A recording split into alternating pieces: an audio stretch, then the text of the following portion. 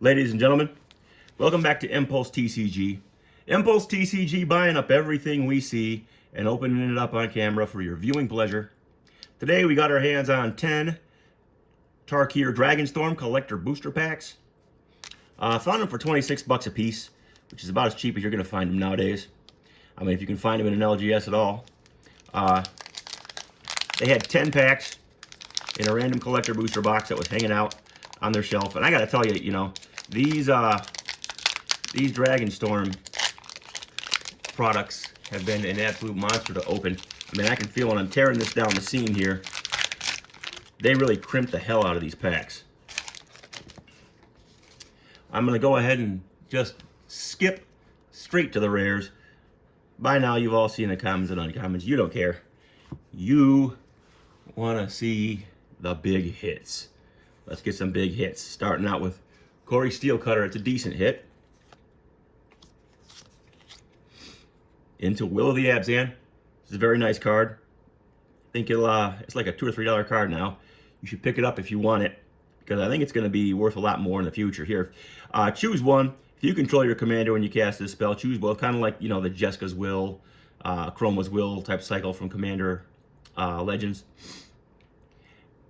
Any number of target opponents each sacrifice a creature with the greatest power among creatures that player controls, and they lose 3 life. That's one mode. The other mode is return target creature card from your graveyard to the battlefield. I mean, both of those are really great effects in a graveyard themed deck. You get rid of their strongest creature, and you get your best creature back out of the graveyard for 4 mana. You can't ask for more. Well, we know what we're getting after this. Songcrafter Mage. Interesting card here. A lot of people are experimenting with it. We got, I guess we know what we're getting for our last hit too. Bloomvine Regent. You've been seeing some play. He's kind of like a not as good Cultivate, because you can only get forests. And then when he or any other dragon energy gain 3 life. I'm kind of jury kind of out on that guy still. Here we've got Meringue River Regent. This guy I think is pretty cool. I'm going to build a Temur Dragons deck with the Temur Dragon from the Precon. For 4 mana at instant speed, draw 3 cards and discard a card. That's serviceable. It's instant speed. It's a little high for the draw 3 discard type effect, but it's instant speed. And then it's, because it's modal, I mean, you get to choose that or the dragon side. Flying, when this creature enters, return up to 2 target non-land permanents to their owner's hand. I think this is the best of the 2-sided dragon cycle, personally. At least for Commander. Maybe in Standard. The black dragon that has the -X ability tied to it. I've been seeing that guy get a lot of play. And some streams I've been watching. But yeah, nothing to write home about in that pack. We are on kind of a cold streak of pulling stuff to write home about. Again, we have not pulled a single Elspeth. And I have opened an insane number of collector packs just to not even get one Elspeth thus far. Let's see here. Hollow Merc Siege, good card. Not worth a whole lot, but it's one of those cards that I think over time will become a $5, $6, $7 rare in there. Afterlife from the Loam, really cool card here. Get the best creature out of every graveyard, potentially can cast it for 3 mana. I mean, if you're playing a deck that fills up your graveyard, that's definitely 3 mana to get the 4 best creatures out of graveyards. Oh, look what we hit after this. Baron Steep Siege. And we've got another Borderless Ugin. Insane. We've got Ugins coming out our ears, but we have 0 Elspeths. What is going on there? We get Roar of Endless Song. Nothing to write home about there. So we got a big hit already. Got that Ugin. This 10-pack run's already starting out strong. We're only 2 packs in. Please leave a like. Button is literally right there. Helps out so much. I mean, I see I get hundreds of views, sometimes thousands of views, and like 3 likes. I don't know what's going on with that. Is my content just that? I'm like, well, here we go. We got a foil Dragon Island. Dragon players love these lands. I like them too. I think they're pretty cool. Rare number 1 is Sidisi, Regent of the Mire. Thundermane Dragon. I think this is a really good dragon. You're going to see it a lot in the dragon decks coming up. Let you play dragons off the top of your deck. If you play a dragon off the top of your deck this way, it gets haste. That's a lot for a 4-drop. Avenger of the Fallen. Mobilize a lot. Temur Battlecrier. Into... Oh, foil showcase Mox Jasper. Wow, what a run of 10 packs. What a run of 10 packs. Already happy. All the big hits over and over and over again, except for Elspeth. I can't believe this, but I'm happy with this, with these packs already. I mean, even if these other ones aren't that good, this is really worth it already. But you know me. I can't get enough big hits. Let's keep it going. Let's see what we get. We've got Nature's Rhythm for our first rare. We've got Arbor Adherent for our commander card. We've got Stinkhole Surveyor. I know it says Sinkhole. You've got Roar of Endless Song Borderless again. And our money rare is Herd Heirloom with decent hit. Not too great, but decent. The borderless foil version. That's also going in my Temur Dragons deck. That's going to be led by Umuri. I don't know if that's how you pronounce it. The dragon that comes in the Temur Precon. The store that had these had the Temur Precon, but they wanted $90 for that thing. $90. Can you believe it? $90. No, thank you. I think I'll head back there in a couple of weeks and see if they've come to their senses on that price, because it is not reasonable at all. Here's a decent hit. Maelstrom the Spirit Dragon. Not worth a whole lot, but I think it'll go up over time, kind of like Inventor's Fair. Our commander card is Adaptive Training Post. Here's a good hit. Voice of Victory. Your opponents can't cast spells during your turn. Not quite as powerful an effect as Grand Abolisher that says they can't cast spells or activate abilities, but this guy gives you a lot more offense than that guy.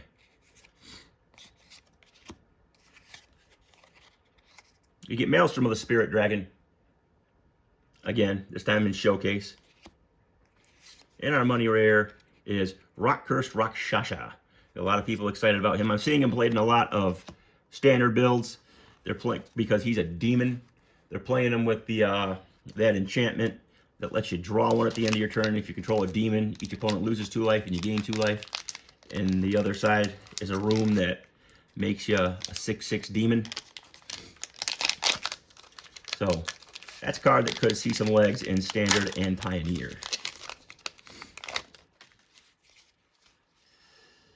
Let's cut to the chase here. We've got Magmatic Hellkite. Into Jaws of Defeat, the commander card. Into Sage of the Skies. I've been hearing a lot of people saying Sage of the Skies is actually a lot better than you would think. We have got Dragonfire Blade. Into money rare, Karsi Revenant. Good card. Good card. You're going to see a lot of play in Vampire decks. All right, a couple of bomb hits. A lot of good cards. Been a pretty successful 10 packs. Let's keep it going. I'm greedy. Give me that. Give me that Halo foil. Or Dragon Scale Fetch Land. Those things are beautiful. I've got one and I just can't bring myself to sell it. Here we go. We got the Swamp this time for the Dragon Art Land. I think I saw something there. So it looks a little bit fetch, if you know what I mean. Taigam, Master Opportunist. This guy's got potential too. I already got him in my Elspeth Enlightened Exile. Narset Enlightened Exile deck. The commander card is Will of the Temur. Not the best of that Will cycle. It's very expensive for what it does. Into Eshki Dragonclaw. Into All Out Assault Borderless. And our money card is a Scalding Tarn. Awesome hit. 3 awesome hits so far. I really love the art on these lands. It's not the Dragon Scale foil, but we will definitely take as many of those fetch lands as we can get. We got a lot of Commander decks. If you play Commander, you know Commander decks are hungry for fetch lands and shock lands. So you don't miss on your mana base. So you don't have a bunch of untapped lands, or you don't have a bunch of tap lands coming in, ruining your curve, getting you behind on the board.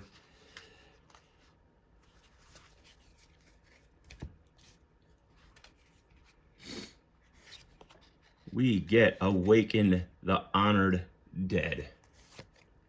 Got a cool card there. Our commander card is the Mardu secondary commander.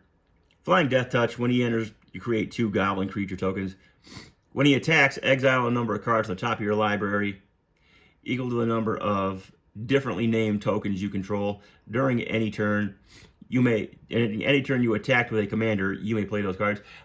Yeah, I mean, it's a lot of hoops to jump through. You can get yourself a lot of cards off of him, but he's 5 mana. If it was when he entered or attacked, I could see him being a lot better. But yeah, Herd Heirloom into Stadium Headliner. Nice little 1-drop for an aggro deck right here. And the money card is Baron's Deep Siege. Nothing to write home about. But the big hits have made this box really worth it. We got there with the Ugin and the Mox Jasper and the Scalding Tarn, and everything else is gravy.